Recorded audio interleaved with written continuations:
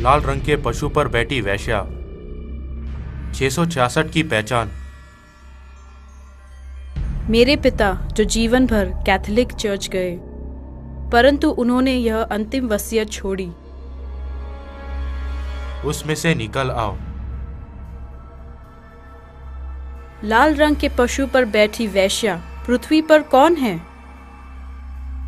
और 666 की पहचान क्या है? बाइबल में स्त्री का अर्थ चर्च है, इसलिए वेश्या का अर्थ मसीह विरोधी चर्च है जो अपने पति मसीह का पालन नहीं करता।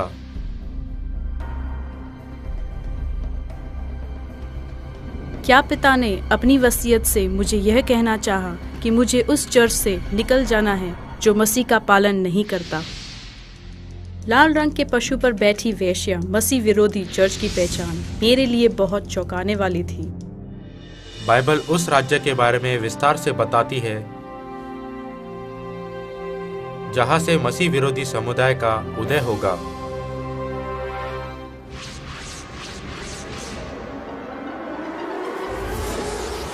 मूर्ति का सोने का बाग और पंख समेत सिंह वैभवशाली बेबीलोन को दर्शाता है।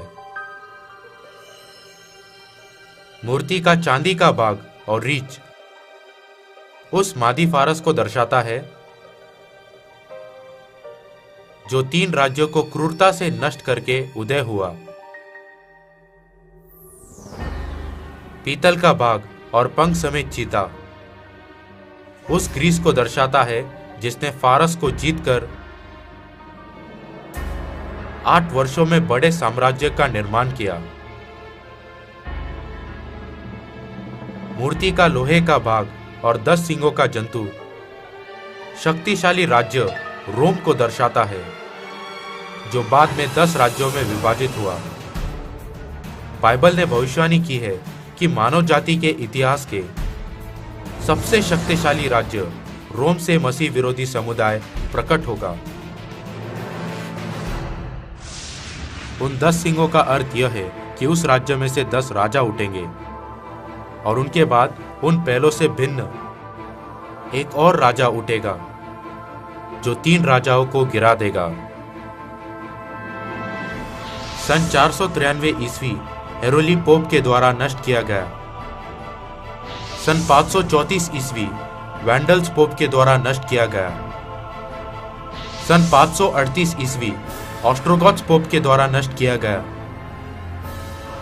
भविष्यवाणी के अनुसार रोमन पोप के द्वारा 3 राज्य नष्ट किए गए।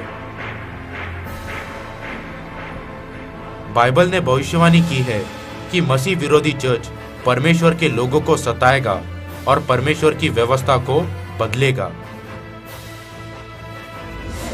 वह परमप्रधान के विरुद्ध बातें कहेगा और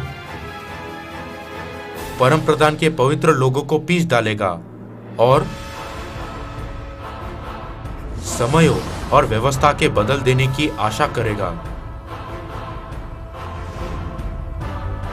बाइबल की 10 आज्ञाएं, कैथोलिक चर्च की 10 आज्ञाएं। उन्होंने दूसरी आज्ञा तू अपने लिए कोई मूर्ति खोदकर न बनाना को निकाल दिया। उन्होंने सबत के दिन को प्रभु के दिन में बदल दिया। उन्होंने 10वीं आज्ञा को 2 भागों में बांट दिया। किस धार्मिक समुदाय ने परमेश्वर के समयों और व्यवस्था को बदल दिया? Roman Catholic church.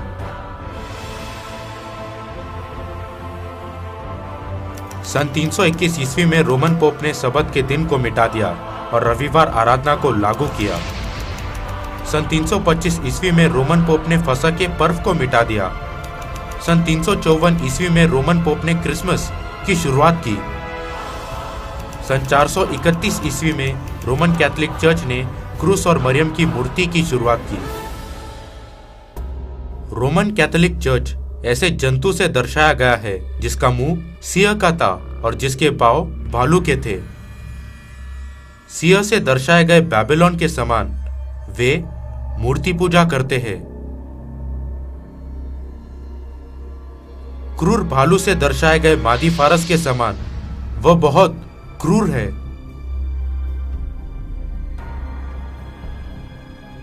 क्योंकि रोमन कैथोलिक चर्च ने 5000 लोगों को विधर्मी और चुड़ैल कहकर मार दिया। तब अंक 666 रोमन कैथोलिक चर्च में किसको संकेत कर रहा है? प्रकाशित वाक्य 13:18 ज्ञान इसी में है, जिसे बुद्धि हो वह इस पशु का अंक जोड़ ले, क्योंकि वह मनुष्य का अंक है और उसका अंक 666 है। पोप की टोपी में लिखे हुए अक्षर विकारियस फिलिडे, जिसका लैटिन भाषा में अर्थ है परमेश्वर के पुत्र का मध्यस्थ। लैटिन भाषा में विकारियस फिलिडे का अर्थ है परमेश्वर के पुत्र का मध्यस्थ। यह पोप का सरकारी नाम है। यदि हम इन लैटिन शब्दों के अंकों को जोड़े तो ये 666 है। इसलिए 666 पोप है, रोमन कैथोलिक चर्च का प्रधान।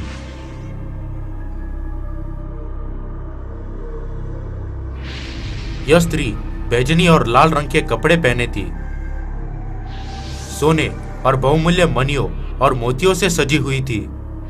उसके हाथ में एक सोने का कटोरा था जो घृणित वस्तुओं से और उसके व्यभिचार की अशुद्ध वस्तुओं से भरा हुआ था। उसके माथे पर यह नाम लिखा था, भेद बड़ा बेबीलोन, पृथ्वी की वेश्याओं और घृणित वस्तुओं की माता। मैं यह जानकर कांप उठा कि